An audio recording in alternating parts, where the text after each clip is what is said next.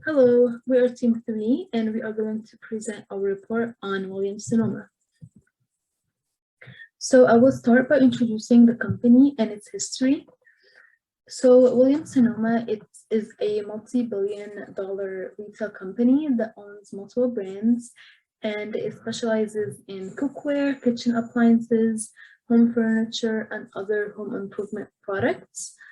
And the company was founded by Chuck Williams, who had a growing passion for cooking and high quality French cookware. It was also founded in 1956 in Sonoma, California, but shortly after it moved to San Francisco just because it was a bigger city and it was where most of the target consumers live, and it remains to be the location of the headquarters today.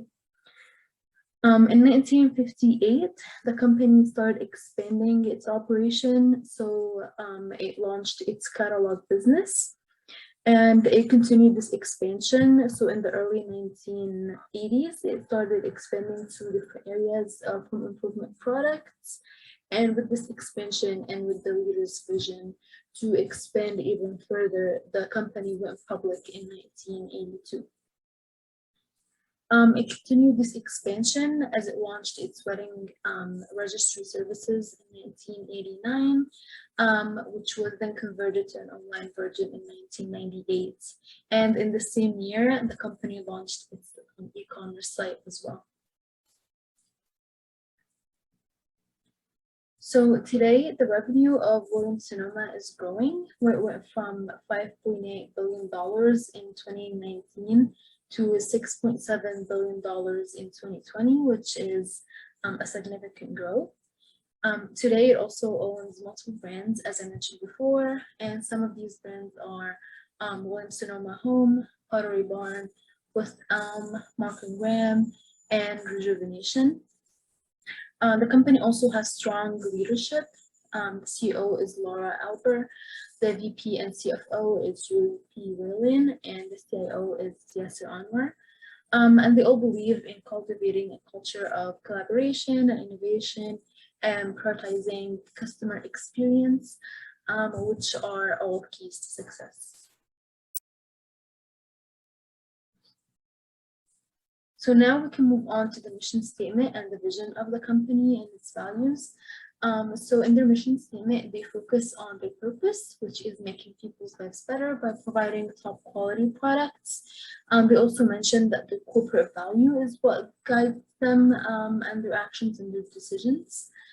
These values revolve around the people, the products, quality, the shareholders' benefits, and their overall integrity of the work.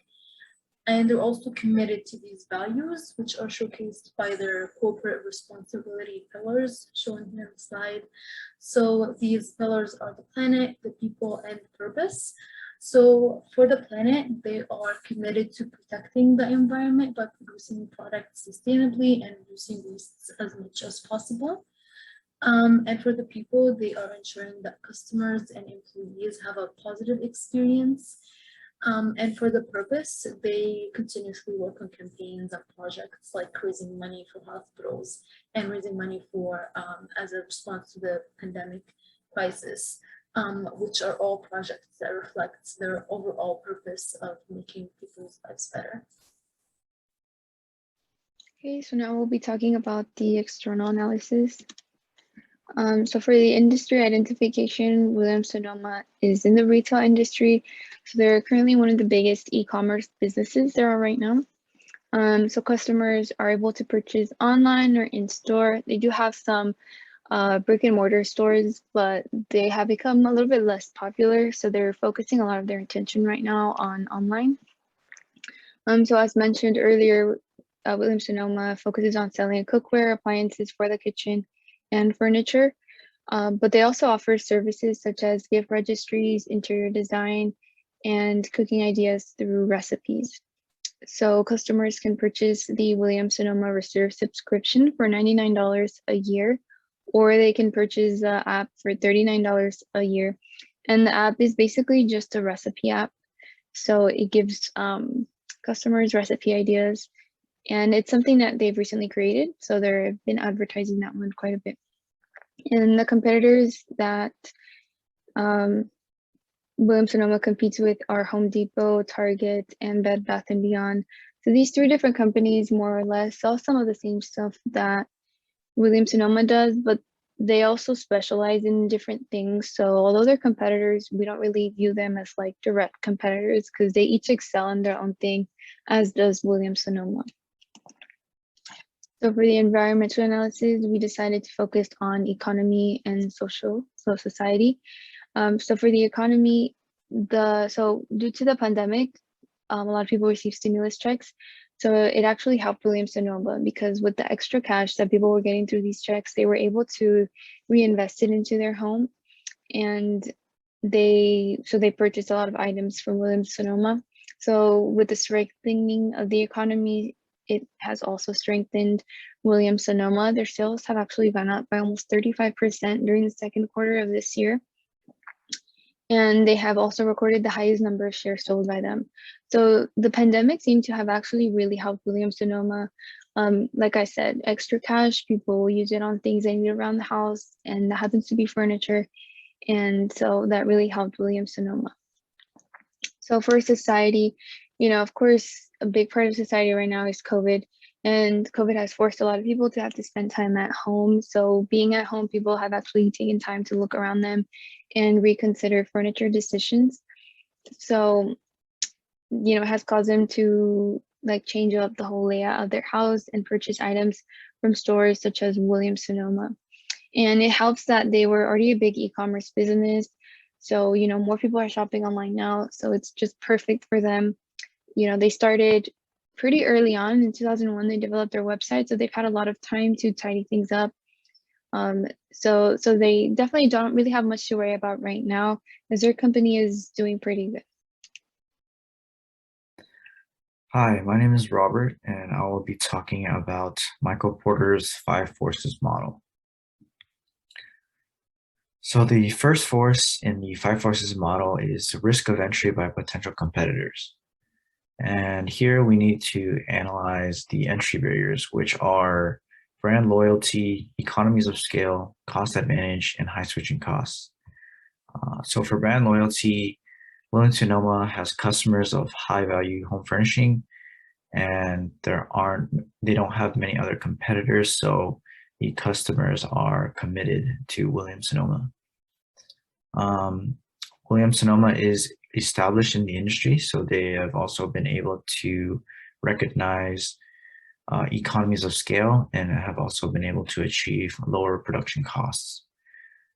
For cost advantage, Williams-Sonoma has perfected their production process and have been able to achieve cheap material costs.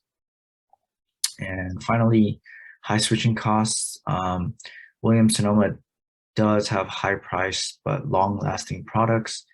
And so they don't have many other competitors that are like them in the industry. So switching costs are high for the buyers. The next force is the intensity of rivalry among established firms. So here in the industry, competitors include the Home Depot, Target, Bed Bath & Beyond, and a few others. So for product differentiation, Williams-Sonoma caters towards a specific group in the market that are looking for those very high value, long-lasting products that may be a little bit more expensive, but for them and its competitors in this industry, it is hard to steal market share from each other because their products are so different and range within price points. There is competition to become market leaders in this industry. And as the market size continues to grow, these companies, including Williams-Sonoma, need to differentiate their strategies, and this will lead to intense competition to stand out. So we can conclude that the intensity of rivalry within this industry is high. The next force is the bargaining powers of suppliers. So here there are a number of factors that we need to consider. The first one is the number of suppliers relative to buyers. And in this, in the case of Williams-Sonoma, there are more buyers in the industry. Next is the dependence on a particular buyer group. So for Williams-Sonoma, there is no relevant data, so we can just say they're in between. Switching costs are high. Forward integration. So Williams-Sonoma has acquired Pottery Barn, which is another home furnishing retailer. And so from these factors, we can conclude that the bargaining powers of suppliers is high. The next force is the bargaining powers of buyers. Almost the same factors that we need to consider. So the first one is the number of buyers relative to suppliers. There are more buyers in this industry. Dependence of buyers purchased from particular supplier. In this case, there are more buyers, which means there are less suppliers. Switching costs are high. Currently, there are no threats for backward integration. And so from these factors, we can conclude that bargaining power of buyers is low. The next force is the threat of substitutes. Switching costs are high and the threat of substitutes are low to none. And so one other thing that we need to consider is that the US housing market is starting to slow down. And so this may affect the home furnishing retail industry and whether or not there are more threat of substitutes in the future. Andrew Grove's sixth force. This is the force of complements or complementary products. And so some complementary products to Williams-Sonoma is the HelloFresh meal kits in relation to their kitchenware, Williams-Sonoma kitchenware, and also design, crew room planning from Pottery Barn's interior design services in relation to Williams-Sonoma's home furnishing. Williams-Sonoma benefits from complementary products, and overall it increases their demand and profitability. So the industry lifecycle analysis. So the industry lifecycle analysis includes many stages, and the first stage is the embryonic stage. And so this is when the firm is just starting out. They have really low product demand, limited revenue generation, and maybe even negative cash flows because they're investing so much of their capital into operations and just getting started. The next stage is the growth stage, where the firm's product starts to receive a little more attention. The product is improved, complementary products are introduced to the market, and the firm starts to recognize positive cash flows and profitability. The next stage is the shakeout stage,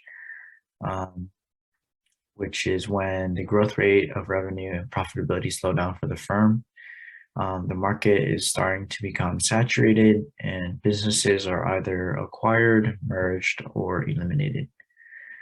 The next stage is the maturity stage, which is when established firms are well saturated and are recognizing maximum revenue and profitability. The last stage is the decline stage, and this is when the industry is declining, so the surviving firms are focusing on their most profitable product lines or divesting and liquidating. So in our case, Williams-Sonoma is in the growth stage as their online sales are up 49% in the third quarter of the fiscal year. So now we can move on to the internal analysis of Williams-Sonoma. So to start, we can look at their business model and how they make money. So the main way that the company makes its profit is through Pottery Barn brand, which had a revenue of $2.5 billion out of the $6.7 billion of revenue in 2020, which makes it the most profitable brand. The business model and the business strategy is also focused on product differentiation through high quality products, as mentioned previously. And they also leverage technology with e-commerce, and this investment in technology and innovation was especially highlighted during the COVID-19 pandemic, where we saw the online sales have increased significantly. And they also continue to improve their online platforms to keep these sales high and to keep customers satisfied. Hello, my name is Brian Trung, and I'll be starting off with the resources. So Williams-Sonoma has been sourcing 100% responsible cotton, recycled polyester, and wool certified by Responsible Wool Standards. They're doing this to become a more eco-friendly business and reducing their carbon footprint. They joined the Sustainable Packaging Coalition to help minimize waste. And since 2017, Williams-Sonoma has reduced and eliminated 300 million pounds of styrofoam from their packaging. Next, for activities, the value chain starts off with primary activities, production, sales, marketing, and customer service. Supporting activities are leveraging technology and human resources to bring value to customers. The CEO has also stated that as a result of their focus on human resources and treating employees right, they found that it was a valuable lesson and it is the only way to improve and grow the business. So during the pandemic, the reassigning roles at the companies were moved to online. Employees were assigned to do online chat and take in calls, and this provided value for customers because it gave them experience, the same experience as going into the store while dealing with the pandemic.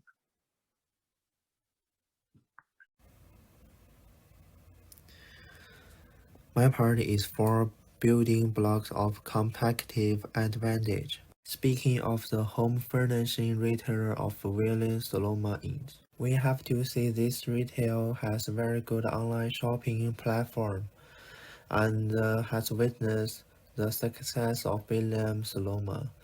In the context of the rapid increase in the U.S. real estate price from 2020 to 2021.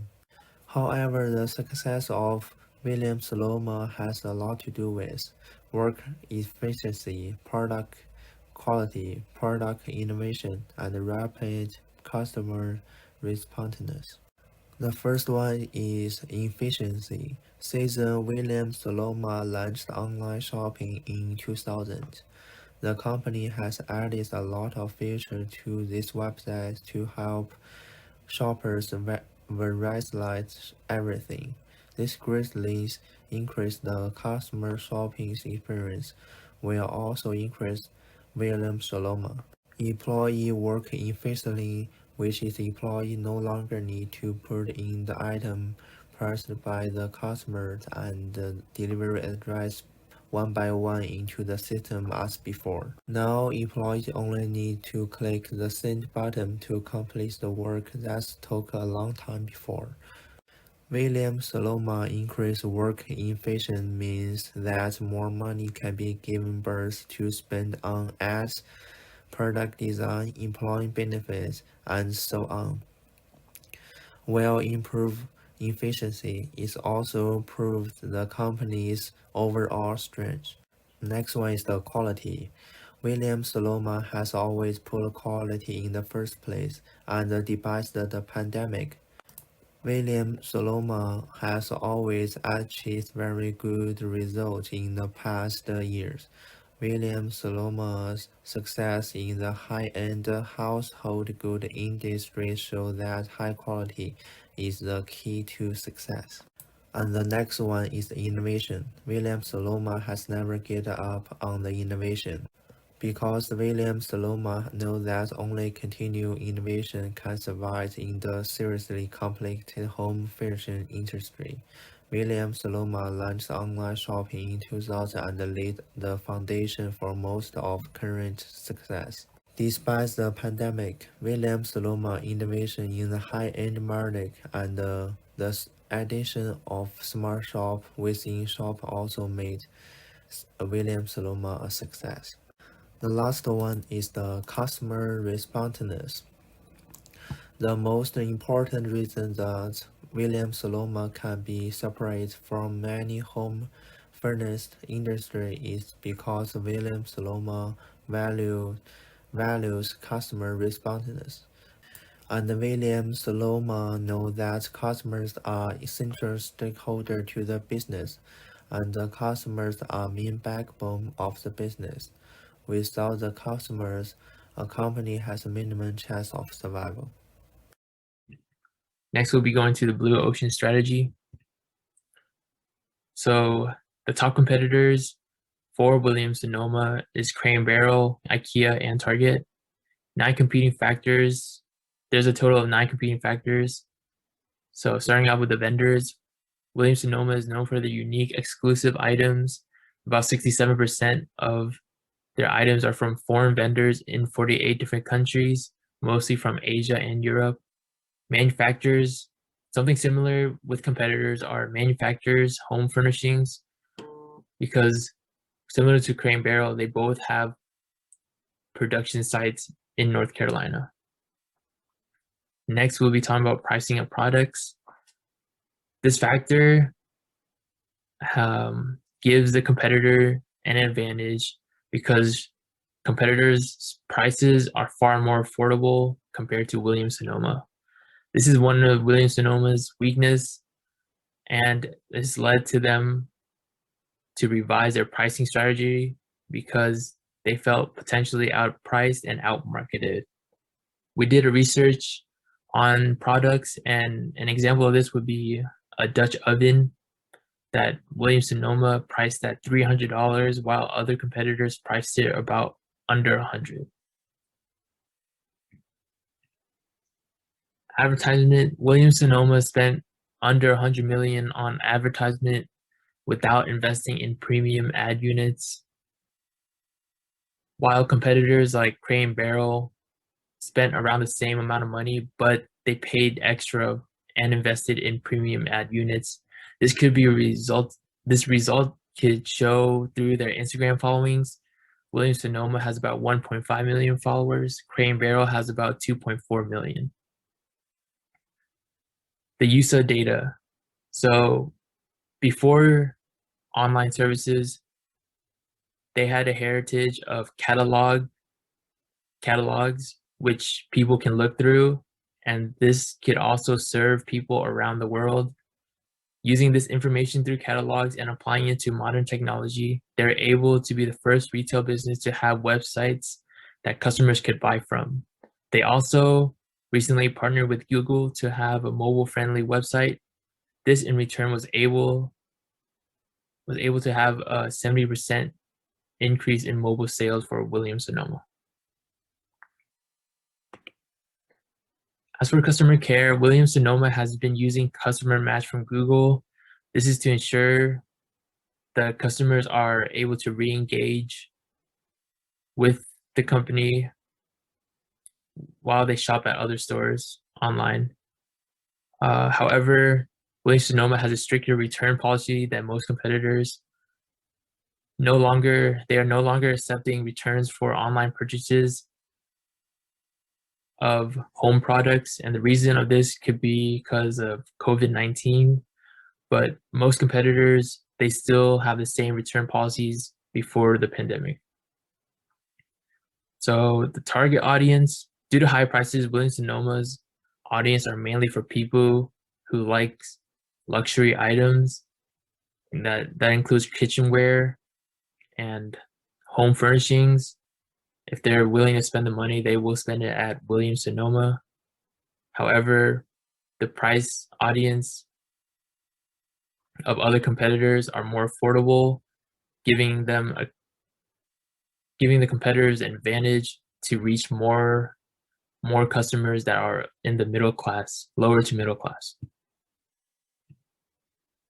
As for delivery practices, Williams-Sonoma offers a variety of delivery options. They are also, as stated before, invested in reducing waste. This could be comparable to Target because customers can use local inventory ads, which enables its users to find whether the products are in stock at a nearby store. Williams-Sonoma does that too. But the downside of this would be downside of Williams-Sonoma delivering practices is their delivery fees, which are more expensive compared to competitors. Next, we'll be talking about technological advancements. So Williams-Sonoma has an edge on this factor because they launched their fully transactional website in the early 2000s. Unlike competitors such as Target, who launched their website 11 years later. Williams-Sonoma also partnered with Google to increase mobile sales for a mobile-friendly website so customers can shop on the go. Other things like complimentary service, as mentioned previously, they offer cookbooks. They have cookbooks, virtual cooking classes, and interior design services to encourage people to purchase their products and gain more value from them. They do this through like YouTube. They have their own YouTube channel where people record themselves cooking their favorite meals, and that really brings the customer closer to the company. These services differentiate Williams-Sonoma from competitors and allow them to expand its operations and maximize its revenue. They also recently have this thing on their website where you can also buy the same ingredients, like fresh ingredients. I saw one of them, it was like king crab legs, and they had it on the website, which is very useful for people who want to cook with the same exact ingredients. All right, thank you. Okay, so now we'll move on to the business proposal. So I'll be talking about the main problems that Williams-Sonoma, or two main problems that they have dealt with recently. The first is trying to rebuild their credibility. A couple of years ago, they went through a scandal because they had falsely marketed their items to be made in America, when in reality, they were actually made in China. People were very upset and of course sued them for this due to the fact that Williams-Sonoma prides itself in being an all-American brand, and people just purchased some of their items due to the fact that they thought they were made here in America, since not a lot of products are manufactured here nowadays. So when they found out that they were actually lying to them and being misleading, they were very upset. So since then, Williams-Sonoma has had a problem with their credibility. A lot of people don't trust them anymore and see them kind of like as a greedy brand, just trying to get more customers and doing whatever it takes, such as lying to their face and saying their items are made in America.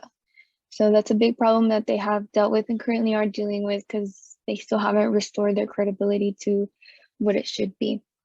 Another problem is there has been a lot of customer complaints about the delays in the shipment of their products. Of course, as we know, there has been delays everywhere due to the supply chain being stopped.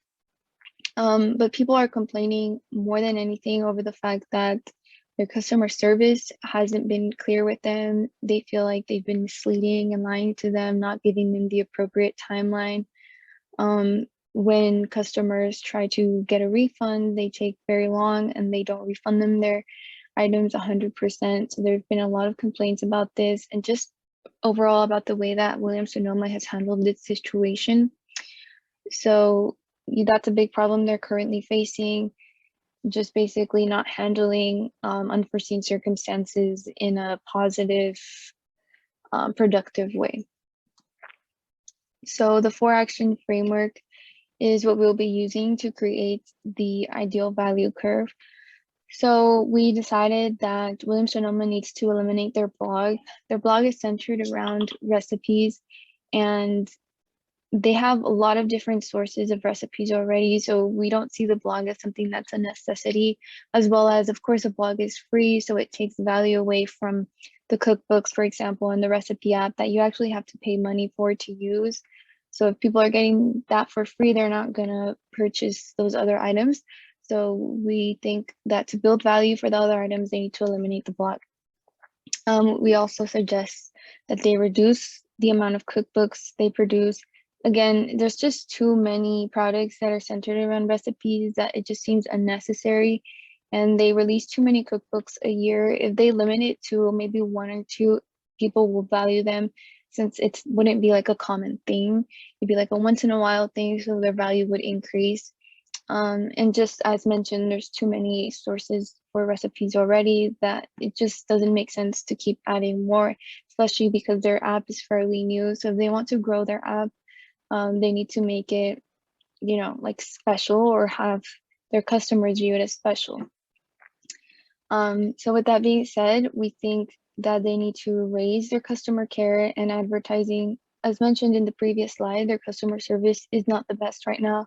So they need to, raise the standard in that sense, have people train and just be more patient and follow up with customer complaints from beginning to end, because the problem right now is that a customer service rep tells them one thing and then it doesn't end up happening and no one follows up with them, and the customer feels like, they're not being appreciated or they're not being listened to. We also suggest that they increase advertising. It's important for a company to have good advertising, and although Williams-Sonoma does advertise their products, they only spend $1 million on advertising. And for a company that makes over $1 billion, they could definitely be spending more, especially because a lot of people don't actually know about this company. It's more of the older generation. So if they start advertising their websites, their app, all their products more, they could reach the younger generation, which will soon begin to purchase these items as they begin to purchase their own homes. So it would be smart of them to start, tapping into that market as soon as possible. And for creation, we believe that Williams-Sonoma should create a food or produce delivery service that is complementary to their cookware products. So they have a similar thing. They have a interior design crew that is a complementary to their, furniture. They help design people's houses. So creating a food or produce delivery service is complementary to the cookware products, so people could purchase the two, so they could get maybe the first month free, and if they like it, they can keep purchasing it. And it could be offered when someone buys the cookware products. So it's a good way to get people to buy the cookware products, and then they can use those products to cook with the food or the delivery of produce that gets delivered to them. So it keeps people, to keep purchasing in the company, because once you buy cookware products, you might not purchase from Williams-Sonoma again. So like I said, it keeps people in the loop of Williams-Sonoma and keeps them aware of the company. This part is the strategy to help the firm to survive and thrive. Strategy 1. An opportunity where Williams-Sonoma could work to make firm and thrive in this market would be to restore sales as well as their reputation of this cost brand. WSI has been built up on the experienced kitchenware and home furnishing. That's the most important strategy, such as gathering a group of inventive people to design products for them, providing consumers with Williams-Sonoma exclusive crashing on the trading from social media, and test new shipping charges can be help them build differentiation and diversity among its competitors to remain at the top. Second strategy. Another strategy that Williams-Sonoma could benefit from is to focus on cost cutting to maintain a competitive advantage. Most of the products that WSI has to offer are expensive. Sourcing other vendors that can make the same quality product at a more affordable price would reduce the high price points dramatically. Reducing shipping costs could lead to reward brand revitalization, which could require new customers and translate to growth. Third strategy. Now online shopping and the logistics company has been very developed. But when buying furniture, most customers still choose to go to the physical store to feel the material of the furniture. So if the Williams Sonoma can provide customers with a free mailing service of a furniture material online, then customer can receive a small piece of furniture material at home, and the customer will know whether they like the texture of the furniture. In this way, Williams Sonoma can really make furniture shopping at home.